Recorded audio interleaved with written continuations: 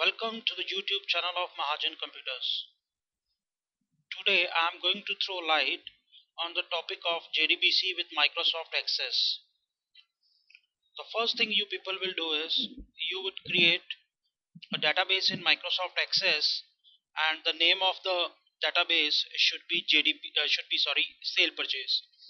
So sale purchase.mdb or sale purchase.accdb file will be created, and in this database create a simple table called product, and it should have two column names.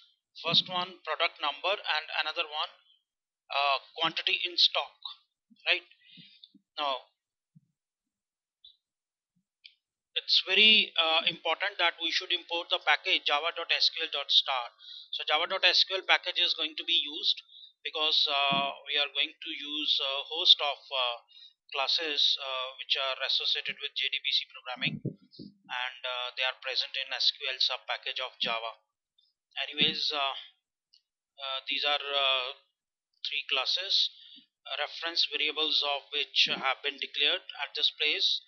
And first one is the reference variable of the connection class called CN. RS happens to be the reference variable of the Resultset class, and S is the reference variable of the statement class. And here is a simple string variable str, which is going to be used for storing the records. Anyways, I am going to write down this JDBC connectivity and other related code in the try block. First statement goes like this: class C of this class is capital, class dot for name, and syntax goes like this: sun.jdbc.odbc.jdbc driver. See guys, this JDBC ODBC driver happens to be a class which ought to be loaded into the memory so that the other connectivity related issues they can be resolved. So I won't be able to go for connectivity with my database until I load this class JDBC ODBC driver, and syntax goes like this: class dot for name, and the syntax that you are going to that you people are seeing on your screen. Right. Next statement is very important. What I am going to do in this statement is I am going to set the connection with my database sale purchase. In one of my previous lectures, I have explained in detail, step by step, how we people set DSN, that is data source name, for our database. Now see guys, the DSN that I have set for my sale purchase database happens to be sale purchase only. So the name of the DSN and database, that is not necessarily ought to be the same. It could be different also, but it's better to have the same name. Name of the database is sale purchase, and that of DSN has also been set to be sale purchase. And how the connectivity issue will be resolved is, see, CN, as you know, happens to be the reference variable of the connection class, and it goes like this: driver manager dot get connection JDBC colon ODBC colon sale purchase. I again repeat it, this name sale purchase is not the name of the direct database that we people are going to connect with. This happens to be the name of the DSN data source name that we people have set in the control panel, right? So driver manager happens to be a class, and get connection is its static method.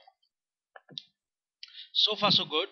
Now next, in order to issue the SQL statements, because we cannot manipulate with the data and its tables without using the SQL statements, we need to have an object of the statement class. See, we have already declared a reference variable of the statement class with the name as. Now how do we create an object of the statement class? It's not through the new keyword, it is through create statement, a method of the connection class. A method of the connection class. How do we know that this is a method of the connection class? You can clearly see I am invoking this method create statement through the reference variable of the object of connection class, that is CN. So cn.create statement, it's going to create an object of the statement class, and its reference will be subsequently put into this variable s. Right now, now is the time to execute the SQL query. and of course this SQL query would be issued through the object of the statement class. So it goes like this: execute query happens to be a method of the statement class, and within parentheses I have written the requisite SQL statement, the statement that is required to be executed in order to have your final output. So select start from product. As we know, this is going to retrieve all the records from the table product, and the, the result set would be created, and its reference will be put into RS. See guys, see carefully, this RS is nothing else but the reference variable of an object of result set class. See, we have already declared it. Okay, so in a way RS would be pointing to all the records that will be retrieved through this SQL statement. So we will be retrieving all these records which have been put into the result set object RS one by one, and for this purpose we are supposed to execute a method called next. Now listen carefully, this method next does two tasks. First task is it returns the value true if we have been in a position to retrieve a record. That is, there are some records, at least one record left in the table. Then it will return the boolean value true. Otherwise, it is going to return false. That means it will keep returning during this execution of this loop.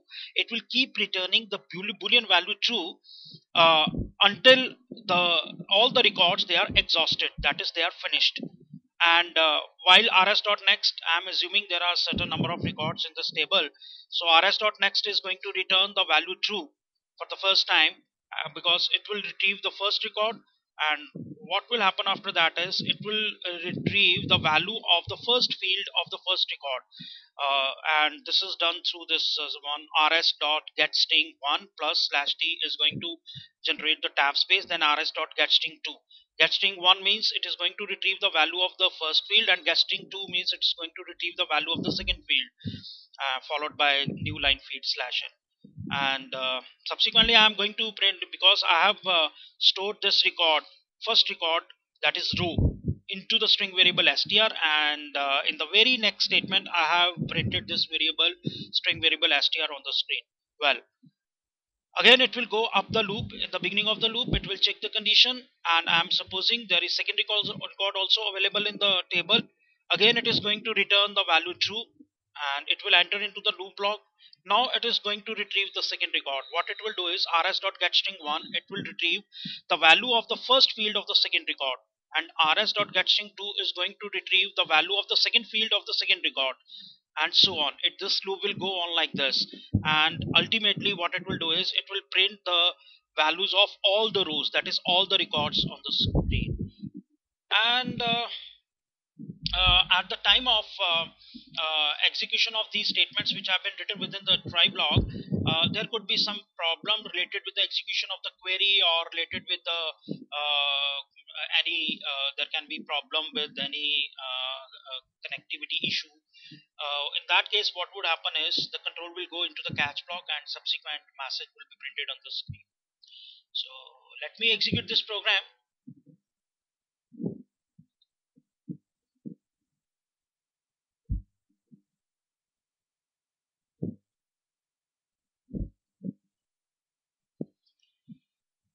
Yep, there was some problem. Let me see it.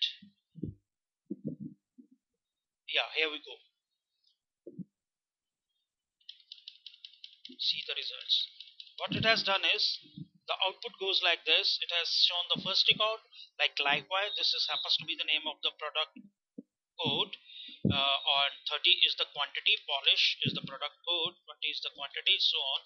So it has retrieved all the records one by one and displayed them on the screen. So uh, I hope you were able to understand this concept of going for JDBC with Microsoft Access. We will meet next time with more topics. Thank you.